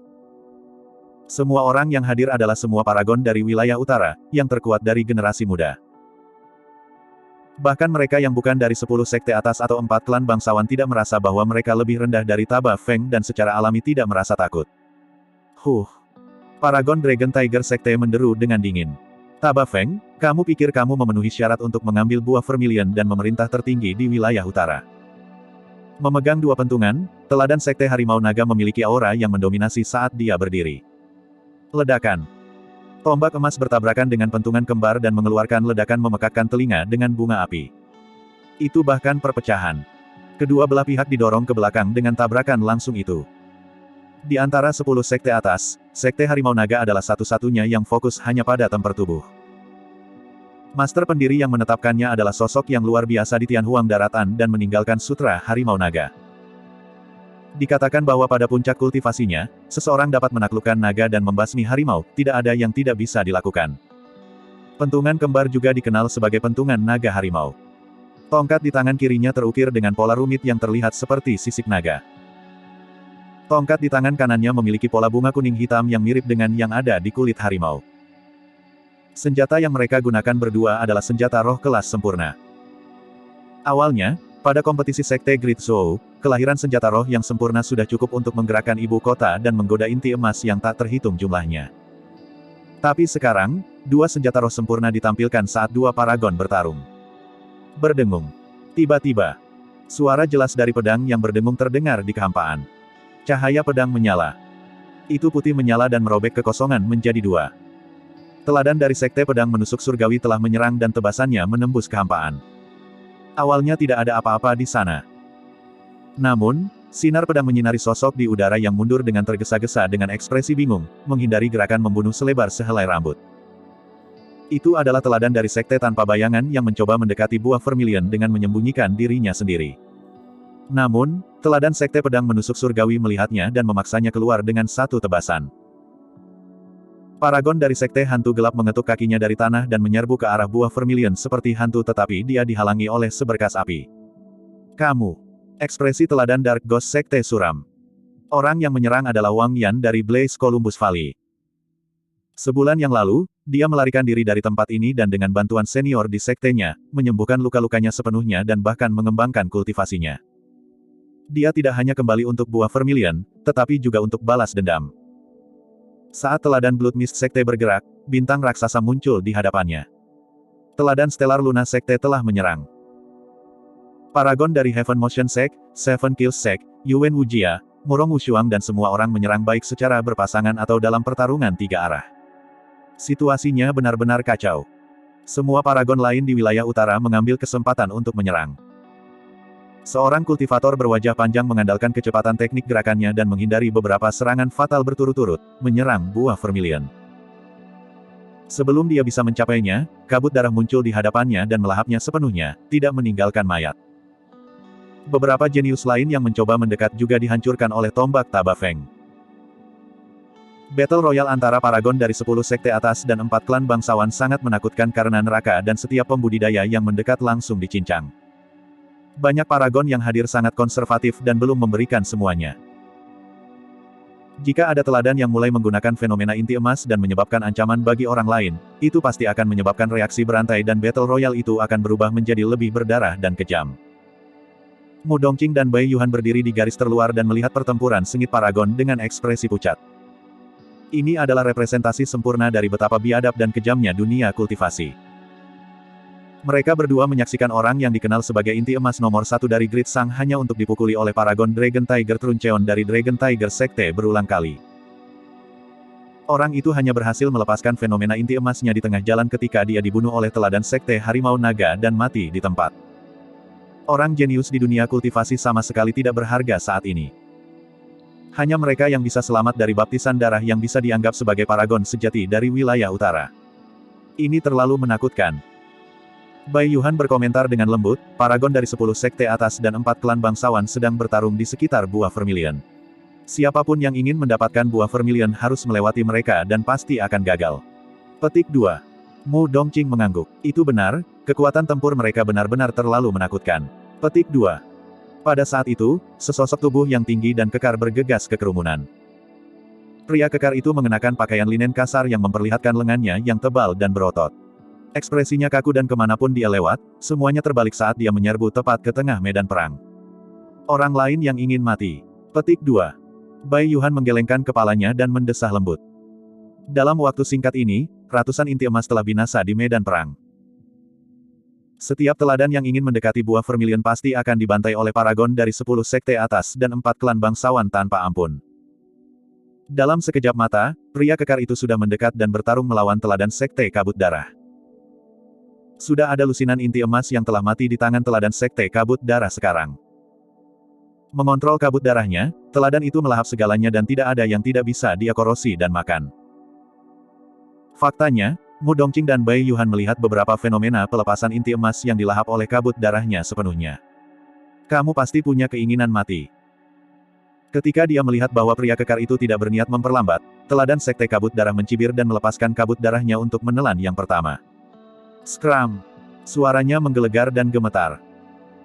Tidak hanya pria kekar itu tidak menghindar atau menghindar, tatapannya seperti kilat dan ketika dia berbicara, ada aura kuat yang menyembur dari tubuhnya seperti gelombang tsunami. Darah tsunami. Murid teladan sekte kabut darah mengerut dan ekspresinya berubah drastis. Dengan ki darah yang sangat deras, pria kekar itu memaksa kembali kabut darah yang masuk secara instan. Kabut darah yang tak terhentikan tidak bisa mendekati dia sama sekali. Pria kekar tidak berhenti di situ dan mengulurkan telapak tangannya yang besar, menamparkan kabut darah secara langsung. Kepala besar terangkat ke udara dengan mata melebar. Serangan tunggal oleh pria kekar itu membubarkan kabut darah. Seketika, teladan sekte kabut darah mati di tempat dengan penyesalan bahkan tanpa kesempatan untuk melepaskan fenomena inti emasnya. Bab 549, Membunuh Paragon dalam Suksesi. Medan perang awalnya kacau bertemu dengan jeda sesaat dengan kematian teladan sekte kabut darah. Itu terlalu cepat. Tidak ada yang menyangka teladan dari sekte kabut darah akan mati. Kurang dari itu, tidak ada yang mengira dia akan mati melawan satu gerakan pun dari pria kekar ini yang muncul entah dari mana. Kepalanya dikirim terbang dengan satu tamparan. Faktanya, banyak pembudidaya yang hadir bahkan belum berhasil menangkap penampilan pria kekar itu dengan jelas. Keributan pecah di antara kerumunan. Variabel telah terjadi. Beraninya kamu. Teladan mistik firmamen Divine Cult berteriak dengan marah ketika dia melihat bahwa pria kekar itu sudah hampir mencapai buah vermilion. Ledakan. Kuali surgawi besar turun dari langit dengan pancaran menyilaukan dan aura menakutkan yang bisa menekan semua makhluk hidup. Ekspresi pria kekar itu tidak berubah dan dia tidak berhenti sama sekali. Garis keturunannya meledak bersama dua cahaya surgawi dari matanya saat pembuluh darah di lengannya terbuka sementara ototnya diikat bersama seperti baja cair. Dia melontarkan pukulan ke udara. Bang!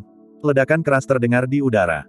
Apakah dia gila? Dia mencoba untuk melawan senjata roh kelas tertinggi dengan tangan kosong. Petik 2. Dia benar-benar tidak tahu apa yang baik baginya untuk meremehkan paragon dari wilayah utara seperti itu. Petik 2. Komentar bisa didengar dari kerumunan. Tanganmu adalah milikku. Mata teladan mistik firmamen Divine Cult bersinar dengan kejam saat dia mengendalikan kuali Divine untuk menghancurkan dengan keras ke arah pria kekar itu. Pria kekar itu tidak menghindar atau menghindar dan daging di tinjunya membesar dengan cepat, menyerupai segel raksasa yang mengeluarkan bau darah yang menyengat. Ledakan. Tinju dan kuali dewa bertabrakan dengan ledakan besar. Setelah jeda sesaat, serangkaian suara retak bergema dari kuali surgawi. Sungguh sangat tragis dan garis tipis terlihat terbentuk di permukaan kuali. Set. Semua pembudidaya yang hadir tersentak kaget. Saat berikutnya, kuali surgawi ditolak lebih dari 100 kaki jauhnya dan cahayanya redup. Para pembudidaya yang menyaksikan itu tercengang dan mata mereka dipenuhi keheranan. Tidak ada yang menyangka bahwa pria kekar tak dikenal itu akan mampu mengambil senjata roh kelas tertinggi dengan tangan kosong dan bahkan menerbangkannya. Tubuh macam apa itu? Mungkinkah orang itu memakai semacam senjata roh sarung tangan yang sempurna atau terhubung? Kalau tidak, apa yang bisa menjelaskan apa yang baru saja terjadi? Kejutan itu bahkan lebih besar untuk teladan mistik firmamen Divine Cult yang langsung bertarung. Darah terkuras dari wajahnya dan pikirannya menjadi kosong sesaat. Itu terlalu mendominasi. Satu pukulan dari pria kekar itu hampir menghancurkan kuali sucinya. Kamu, petik 2. Saat teladan mistik firmamen Divine Cult berbicara dengan satu kata, pria kekar itu telah tiba di hadapannya dalam sekejap dengan keganasan yang mencekik. Bernapas menjadi sulit baginya dan dia harus menelan apapun yang ingin dia katakan kembali. Seketika, banyak hal berubah di medan perang. Meskipun teladan mistik firmamen Divine Cult linglung, pria kekar itu tidak ragu-ragu dan memutuskan untuk membunuh, menebas pedang dingin di tangannya ke depan. Ki darah menyebar. Tidak baik. Paragon dari mistik firmamen Divine Cult tersentak kembali ke akal sehatnya dan menyadari bahwa hidupnya tergantung pada seutas benang. Dia tidak punya waktu untuk berpikir sama sekali dan segera melepaskan fenomena inti emasnya. Aduh! Mendadak.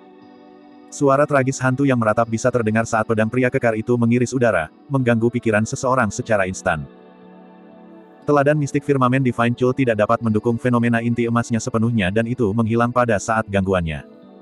Sudah berakhir, disinilah aku mati. Seketika, hatinya hancur. Puff! Sinar pedang menyala. Garis merah tipis muncul di tenggorokan paragon mistik firmamen Divine Cult, meluas perlahan sebelum berubah menjadi kabut darah yang menodai kekosongan. Teladan mistik firmamen Divine Cult telah diiris di tenggorokan dan mati di tempat. Dari saat dia muncul, pria kekar itu telah menyerang sebanyak 3 kali dan 2 paragon mati. Apa di dunia kultivasi orang itu? Dia tampaknya hanya berada di Golden Core tahap awal. Petik 2.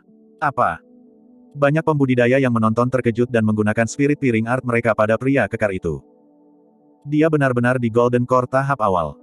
Suara kerumunan semakin keras. Namun, situasi di medan perang telah menjadi lebih konyol dengan masuknya pria kekar itu. Setelah membunuh 2 orang berturut-turut, pria kekar itu sekarang memiliki jalan yang agak kosong antara dia dan buah vermilion tanpa halangan apapun. Pada saat itu, satu-satunya yang paling dekat dengan pria kekar dengan potensi untuk menghentikannya berada di sisinya, teladan dari Sekte Pedang Menusuk Surgawi dan pendekar pedang berjubah hitam. Pedang pendekar berjubah hitam itu berada di sarungnya yang hitam pekat sepanjang waktu. Sampai saat pertempuran ini, dia belum menariknya sama sekali. Setiap kali dia menyerang, pendekar berjubah hitam itu dengan tangan kosong dan menggunakan jarinya sebagai pengganti pedangnya, membunuh musuhnya dengan aliran pedang ki. Pada saat itu, mata yang awalnya linglung dari pendekar pedang berjubah hitam yang tidak dapat menemukan titik fokus mulai berkumpul saat melihat kekuatan pria kekar itu. Cahaya dari pupil matanya berkumpul seperti 2 pedang yang sangat tajam yang mengeluarkan perasaan dingin. Perlahan, tangan kanan pendekar berjubah hitam itu menyentuh gagang pedangnya. Dia bisa menyerang kapan saja. Ketika mereka menyadari itu, Taba Feng, Yuan Wujia dan yang lainnya mencemooh secara internal. Di mata mereka, pria kekar itu sudah mati. Merasakan sesuatu, pria kekar itu mengalihkan pandangannya ke pendekar pedang berjubah hitam. Pendekar berjubah hitam memberinya rasa bahaya yang ekstrim. Itu benar-benar orang yang menakutkan. Diakui di dunia kultivasi bahwa pembudidaya pedang memiliki kekuatan membunuh terkuat. Di Tianhuang Daratan, sekte terkuat untuk pembudidaya pedang adalah Sekte Pedang dari 9 sekte abadi. Pria kekar itu telah bertukar pukulan dengan teladan pedang sekte sebelumnya. Namun, perasaan yang dikeluarkan pendekar berjubah hitam itu bahkan lebih berbahaya daripada teladan pedang sekte. Meski begitu, pria kekar itu tidak berhenti di jalurnya. Jika dia ingin mendapatkan buah vermilion, dia harus membanjiri segalanya dengan kekuatan gemuruh tanpa ragu-ragu untuk membiarkan siapapun bereaksi padanya. Berani-beraninya Beasteris Jingan yang tidak dikenal ini mencoba untuk mendapatkan buah vermilion 10.000 tahun. Sebelum swordsman berjubah hitam menyerang, teladan dari Heavenly Piercing Sword Sekte di sisi lain kehilangan ketenangannya dan berteriak. Bergerak bersama pedangnya, dia muncul di hadapan pria kekar itu dalam sekejap. Pendekar berjubah hitam sedikit mengernyit ketika dia melihat serangan teladan Heavenly Piercing Sword Sekte. Tangan kanannya yang awalnya ada di gagang pedangnya bergerak perlahan sekali lagi. Berdengung. Sebuah pedang bergetar dengan sinar yang menyilaukan. 5 pola roh bersinar dan pedang itu melepaskan aura pembunuhan yang sepertinya bisa menembus segala sesuatu di dunia. Senjata roh yang sempurna. Pria kekar itu menyempitkan pandangannya saat dia melihat pedang yang masuk. Satu-satunya pertimbangannya adalah pendekar pedang berjubah hitam di sisi lain. Namun, pada saat ini, pendekar pedang berjubah hitam telah mengambil 2 langkah mundur, jelas bahwa dia tidak ingin bergabung dengan teladan Sekte Pedang Menusuk Surgawi. Merasa lega, pria kekar itu mengayunkan pedangnya ke arah pedang yang masuk. Aduh! Pedang itu meluncur melalui kehampaan dan melepaskan suara tragis hantu yang meraung sekali lagi, seolah-olah hantu mengelilingi mereka. Trik Puni. Teladan Heavenly Piercing Sword Sek mencibir dan menjentikkan pergelangan tangannya, menyebabkan pedangnya berdengung. Dentang, dentang. Saat pedang berdengung, itu melepaskan ketajaman tak terbatas yang menekan ratapan tragis secara instan sambil mengiris hantu menjadi debu. Bab 550, mendapatkan buah vermilion. Pedang dan pedang bertabrakan. Melekat, dentang. Suara logam terdengar di medan perang dan percikan api terbang. Sekte Pedang Menusuk Surgawi adalah satu-satunya sekte budidaya pedang di antara 10 sekte atas wilayah utara. Pedang klasik khas mereka, Heaven Piercing 13 Swords, terkenal di dunia kultivasi dan posisi pedangnya tak tertandingi. Sebagian besar waktu, lawan akan diganggu oleh Heaven Piercing 13 Swords saat mereka mulai menyerang dan akan meringis kesakitan yang tak tertahankan. Saat Heaven Piercing 13 Swords dilepaskan, para pembudidaya lawan tidak akan bisa melepaskan keterampilan mereka sepenuhnya. Setelah beberapa kali tebasan, mereka akan dirugikan dan akan sulit bagi mereka untuk membalikkan keadaan. Namun, pria kekar itu tidak tergerak dan memiliki ekspresi tenang. Di tangannya, pedangnya tampak seperti makhluk hidup dan teknik pedangnya sangat tepat, itu tidak kalah dengan Heaven Piercing 13 Swords dan dia bahkan mendapatkan sedikit keuntungan. Teknik pedang itu. Bai Yuhan mengerutkan kening dalam-dalam. Daripada tepat, dia melihat teknik pedang pria kekar itu sebagai hal yang menyeramkan. Setiap tebasan dari pedang datang pada sudut yang rumit dan lintasannya tidak bisa dilacak. Lebih dari itu, setiap tebasan berakibat fatal. Saat Bai Yuhan menatap teknik pedang pria kekar itu, pemandangan yang kabur dan menakutkan tampak terungkap di depan matanya. Ada banyak hantu. Ada sungai darah. Ada tulang putih di sekeliling. Ada mayat berjalan. Pria kekar itu tampak seperti dikelilingi oleh neraka tak berujung dengan hantu jahat yang tak terhitung jumlahnya dan kerangka yang berjuang dan melolong di dalam. Dengan ekspresi yang mengerikan, sosok mungil Bai Yuhan mulai gemetar. Bang! Dia merasakan dorongan berat di bahunya dan terbangun karena tersentak. Tanpa sadar, dia sudah berkeringat dingin. Teknik pedang itu sangat menakutkan dan sepertinya tidak ortodoks. Jangan menatapnya, itu bisa mempengaruhi pikiranmu. Petik 2. Suara Mu Dongqing terdengar. Bai Yuhan mengangguk dengan perasaan gentar. Melihat bahwa dia sudah merasa seperti itu meskipun tidak terlibat langsung dalam pertempuran, dia benar-benar tidak bisa membayangkan bagaimana perasaan teladan Sekte Pedang Menusuk Surgawi saat ini. Dentang. Pedang dan pedang bertabrakan. Pria kekar itu melepaskan cengkeramannya dan pedang itu meninggalkan tangannya, membungkus pedang pihak lain dan mengiris tenggorokan teladan Sekte Pedang Menusuk Surgawi. Tebasan itu sepertinya mustahil dan datang tanpa peringatan. Khawatir, teladan Sekte Pedang Menusuk Surgawi mundur dengan tergesa-gesa. Sing. Bagian depan kemejanya diiris terbuka dengan darah merembes. Sementara lukanya tidak dalam, teladan Sekte Pedang Menusuk Surgawi basah oleh keringat dingin, dia akan terbunuh oleh tebasan itu jika dia tidak berhasil mundur tepat waktu. Sebelum dia bisa bereaksi, penglihatannya menjadi kabur dan pria kekar itu sudah melewatinya dan tiba di buah vermilion. Dengan satu sapuan, yang terakhir mendapatkan buah merah yang lezat itu. Dia berhasil mendapatkannya. Bai Yuhan berseru, dari mana pria itu? Dia luar biasa. Petik 2. Mu Dongqing menggelengkan kepalanya. Buah vermilion telah berada di sana sejak dimulainya pertempuran dan tidak satupun dari paragon itu memiliki kesempatan untuk mencabutnya. Namun, semua orang tahu bahwa siapapun yang mendapatkan buah vermilion akan menjadi target semua orang. Petik 2. Maksudmu mengatakan, orang itu tidak jauh dari kematiannya sekarang setelah dia memetik buah vermilion. Petik 2. Di medan perang. Bersamaan dengan itu, semua paragon menghentikan apa yang mereka lakukan dan tatapan semua orang tertuju pada pria kekar itu. Itu dia. Akhirnya, seorang kultivator dari kerumunan mengenali pria kekar itu dan berseru dengan suara gemetar. Dia monster yang menjelma dari Divine Phoenix Island. Pria kekar itu adalah Su Zimo yang telah keluar dari gua. Taba Feng dan yang lainnya mengerutkan kening. Sebagian besar inti emas yang hadir berada pada tahap akhir atau inti emas yang disempurnakan dan secara alami tidak melihat Su Zimo di medan perang kuno dasar. Namun, beberapa pembudidaya di kerumunan pernah menyaksikan pemandangan tak terlupakan di bawah istana Kaisar Manusia dari kejauhan. Munculnya pria kekar itu terukir jauh di ingatan beberapa orang itu. Dia adalah eksistensi mimpi buruk. Monster Divine Phoenix Island menjelma. Meskipun banyak paragon yang hadir waspada, tidak satupun dari mereka yang menakutkan. Semuanya pembunuh dan hanya ingin mencabik-cabik Su Zimo. Untuk berpikir bahwa bahkan penerus Pulau Phoenix Suci akan datang untuk buah vermilion. Menarik, kata Yuan Wujia dengan senyum palsu. Teladan Sekte Harimau Naga memiliki ekspresi tidak bersahabat dan berteriak, sejak kapan penerus Pulau Phoenix Suci bergabung dengan Sekte Iblis? Teknik pedang itu sebelumnya jelas sekali adalah pedang Asura dari Sekte Iblis. Petik 2. Dia bukan satu-satunya, sebagian besar orang yang hadir mengenali teknik pedang Suzimo. Ekspresi Suzimo tenang, dia berharap akan diakui sebagai penerus Divine Phoenix Island. Dia menempatkan buah vermilion di tas penyimpanannya karena sekarang bukan waktunya untuk mengkonsumsinya. Buah vermilion memiliki energi yang sangat besar dan dia hanya bisa mencerna dan menyerapnya dalam budidaya pengasingan. Mengkonsumsi buah vermilion di medan perang mirip dengan bunuh diri. Sekarang setelah dia berhasil memetik buah vermilion dengan sukses, selama dia bisa melarikan diri dan melarikan diri dari pengejaran semua orang, dia akan bebas. Ku dengar kau monster nomor 1 yang berinkarnasi sepanjang sejarah. Sudah waktunya bagi saya untuk menguji dan melihat apakah Anda memenuhi reputasi itu. Petik 2. Taba Feng memiliki niat bertempur yang sengit dan membanting tombak emasnya dengan keras ke tanah. Bumi terbelah dan mengungkapkan serangkaian retakan sementara kerikil dan pasir terbang kemana-mana, aura Taba Feng sangat deras. Agar adil, sebagian besar pembudidaya yang hadir telah mendengar tentang monster yang menjelma dari Pulau Phoenix Surgawi tetapi ada sedikit yang benar-benar takut padanya. Selanjutnya, kebanyakan dari mereka berada di tahap akhir atau Golden Core yang disempurnakan sementara Suzimo hanya di tahap awal. Murong Wushuang berkomentar dengan acuh tak acuh, aku dengar kamu pernah memasuki istana Kaisar Manusia. Saya yakin Anda pasti mendapat banyak manfaat darinya.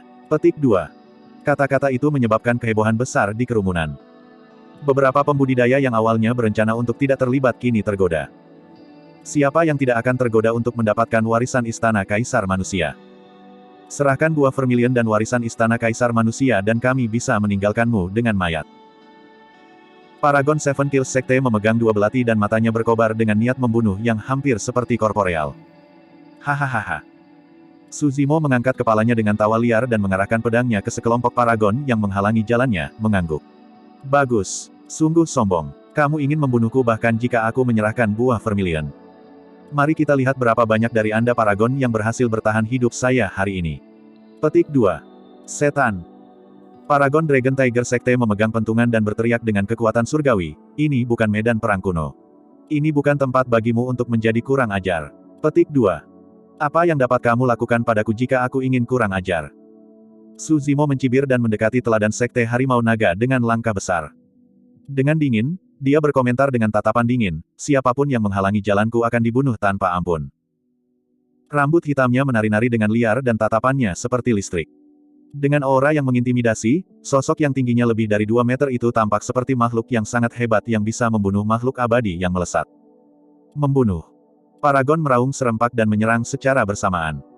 Seketika, kekosongan bersinar dengan cahaya roh yang terang.